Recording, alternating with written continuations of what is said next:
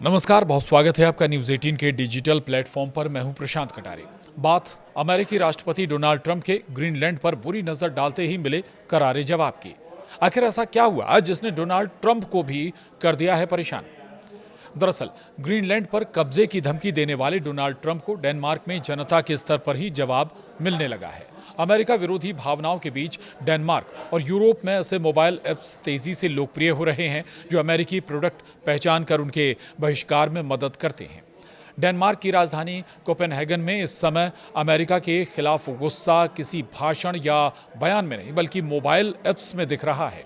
Greenland पर कब्जे की धमकी देने वाले अमेरिकी राष्ट्रपति डोनाल्ड ट्रंप को अब डेनमार्क के आम लोगों की ओर से सीधा जवाब मिल रहा है। लोग अमेरिकी सामान का बहिष्कार कर रहे हैं।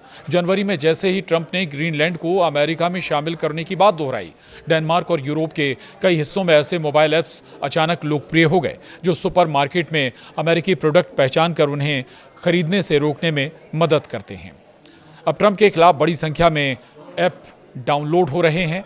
तो बता दें आपको, जी हाँ, मेड ओ मीटर नाम का एक ऐप जो प्रोडक्ट की तस्वीर या बारकोड स्कैन कर ये बताता है कि वो अमेरिकी कंपनी का है या नहीं, सिर्फ 3 दिनों में करीब 30,000 बार डाउनलोड हुआ। ऐप के निर्माता यान रोसेनफेल्ड के मुताबिक ये उछाल सीधे तौर पर ग्रीनलैंड विवाद से जुड़ा है। उन्होंने बताया कि लोग सिर्फ नाराज नहीं थे बल्कि ये जानना चाहते थे कि सीधे तौर पर अमेरिका का बहिष्कार कैसे किया जाए। यही वजह है कि ऐप अब आर्टिफिशियल इंटेलिजेंस की मदद से एक साथ कई प्रोडक्ट पहचानता है कि ये अमेरिकी है या नहीं और यूरोपीय विकल्प इसके साथ ही सुझाता है। आखिर ट्रंप के बयान ने कैसे बदल दिया माहौल, ये भी समझिए। पिछले साल तक ऐप का इस्तेमाल सीमित था, लेकिन जनवरी के अंत में हालात बदल गए। 23 जनवरी को एक ही दिन में करीब 40,000 प्रोडक्ट स्कैन किए गए, जबकि गर्मियों में यह आंकड़ा रोजाना 500 के आसपास था। अभी भी रोज करीब 5,000 स्कैन हो रहे हैं। और रोसेनफेल्ड के शब्दों में, अब ये सिर्फ राजनीति नहीं रही, ये व्यक्तिगत हो गया है। ऐसा लग रहा है कि जैसे हमने एक दोस्त और सहयोगी को खो दिया है। नॉन यूएसए नाम का एक और डेनिश ऐप फरवरी की शुरुआत में 1 लाख से ज़्यादा बार डाउनलोड किया गया। इसके निर्माता जोनास पेपर कहते हैं कि लोगों को इससे थोड़ी ताकत वापस मिलने का एहसास हुआ है। कई यूजर्स का कहना है कि कम से कम वे कुछ तो कर पा रहे हैं। अब डेनमार्क की जनता ट्रंप को सीधा संदेश दे रही है। विशेषज्ञ मानते हैं कि डेनमार्क में अमेरिकी प्रोडक्ट्स की हिस्सेदारी बहुत कम है, सिर्फ 1 से 3%।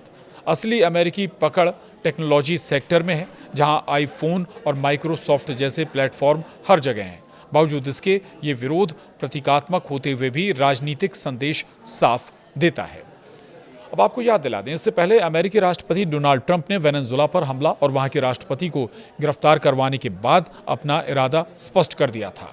ऐसा ही इरादा ट्रंप का कई और देशों को लेकर भी है। हालांकि जब अमेरिका ने वेनेजुएला पर कब्जा किया था तब कई देश अमेरिका के खिलाफ आ गए, जबकि कुछ देशों ने इसका समर्थन भी किया था। वो देश जिन्होंने अमेरिकी कार्रवाई का विरोध किया था, इनमें रूस, चीन, Iran, Cuba, Brazil, Mexico, Colombia, Chile, Belarus, Uruguay, Slovakia, दक्षिण अफ्रीका, मलेशिया, श्रीलंका, उत्तर कोरिया, घाना और सिंगापुर जैसे देश वो देश थे जिन्होंने अमेरिकी कार्रवाई की आलोचना की थी और इन देशों ने अमेरिका की कार्रवाई को अंतर्राष्ट्रीय कानून का उल्लंघन बताया था।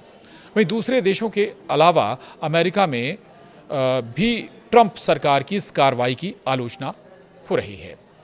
उधर दूसरी ओर कई देश ऐसे हैं जो यूएस का साथ दे रहे हैं। इनमें Argentina, Israel, Peru, El Salvador, Ecuador, Albania, France और ब्रिटेन शामिल हैं। इन देशों ने वेनेजुएला के खिलाफ अमेरिकी एक्शन का खुलकर समर्थन किया।